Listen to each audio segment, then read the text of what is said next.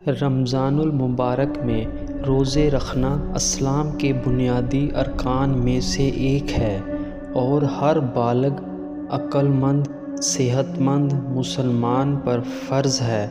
اس کے وجوب، حکمت اور فضائل کے بارے میں قرآن و حدیث میں واضح احکامات موجود ہیں۔ روزے کا حکم اور فرضیت۔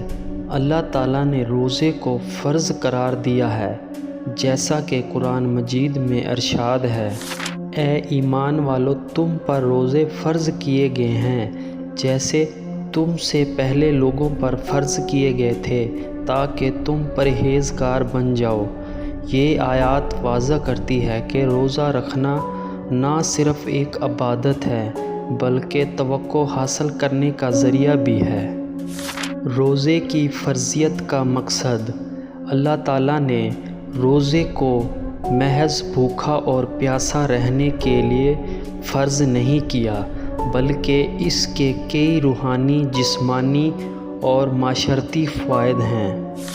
توقع اور روحانی پاکیزگی۔ روزے کے ذریعے مسلمان اللہ کے قریب ہوتا ہے، اپنی خواہشات پر قابو پاتا ہے اور گناہوں سے بچنے کی کوشش کرتا ہے۔ نفس کی تربیت۔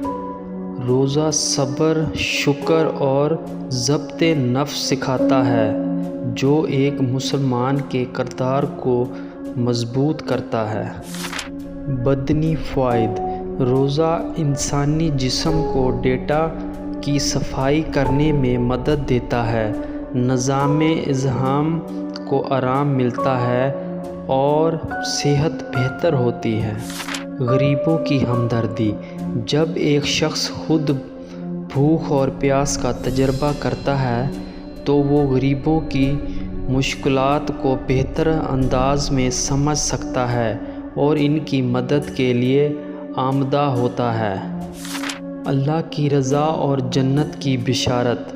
حدیث میں آتا ہے کہ روزے دار کے لیے جنت میں باب الریان نامی خاص دروازہ ہوگا جس سے صرف روزہ رکھنے والے داخل ہوں گے۔ روزہ چھوڑنے پر عید۔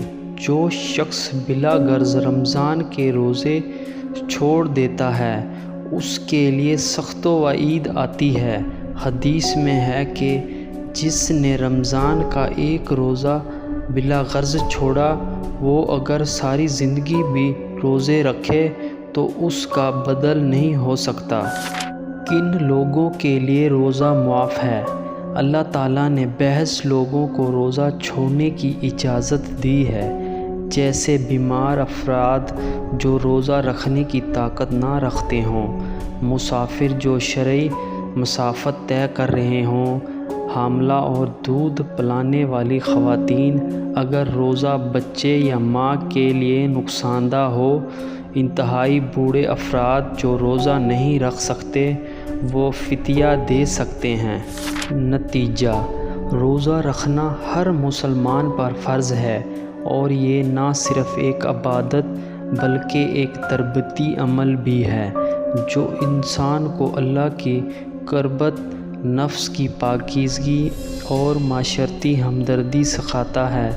جو شخص جان بوجھ کر روزہ چھوڑتا ہے وہ اللہ کی نافرمانی کرتا ہے اور سخت سزا کا مستحق ہو سکتا ہے۔